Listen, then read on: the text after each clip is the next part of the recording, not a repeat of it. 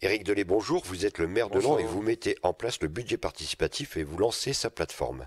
Alors les budgets participatifs suscitent des questions et toujours une curiosité parmi les citoyens. Alors tout d'abord, un budget participatif, c'est quoi? Alors un budget participatif, c'est une enveloppe allouée par la ville sur son budget pour favoriser l'émergence de projets citoyens, pour financer la réalisation de projets portés par des citoyens, des habitants seuls, des particuliers, des associations ou par exemple des collégiens ou lycéens dans un établissement avec leurs professeurs. Alors concrètement, comment ça marche? Quel est le mode d'emploi, les étapes? Alors, première étape, c'est de déposer d'abord un projet sur la plateforme dédiée qui a été créée pour l'occasion, budget participatif-lan.fr, je crois.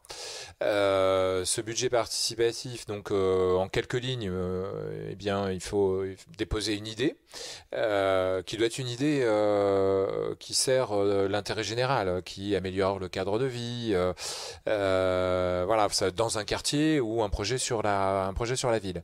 C'est à déposer avant le 30 avril sur cette plateforme internet ou à déposer en papier à la direction des solidarités 19 rue du Cloître. Voilà, à Laon.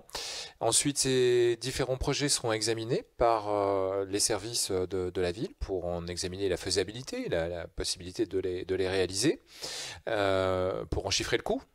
Également, hein, puisqu'on est sur une enveloppe de 50 000 euros maximum votée par la ville. Et puis les projets qui seront retenus seront soumis dès le mois de juillet à l'appréciation des habitants. Nous les soumettrons au vote entre début juillet et le 30 septembre. Et en octobre, nous annoncerons les projets lauréats retenus, dont nous assurerons ensuite la réalisation ou dont nous financerons la réalisation.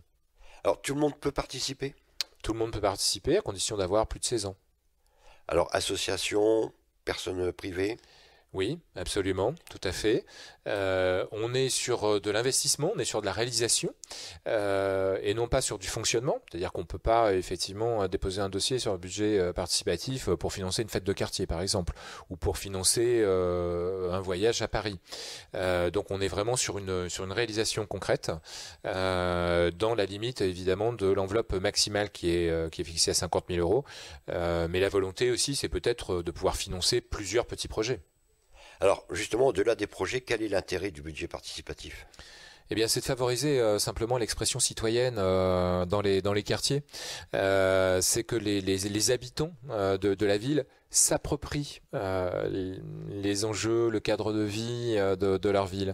Et donc, en leur soumettant cette proposition de participer à la vie de leur cité, de soumettre leurs idées, leurs suggestions, bien finalement on favorise l'expression citoyenne et je crois que c'est de plus en plus important que les citoyens, les habitants puissent s'exprimer sur la vie dans leur cité.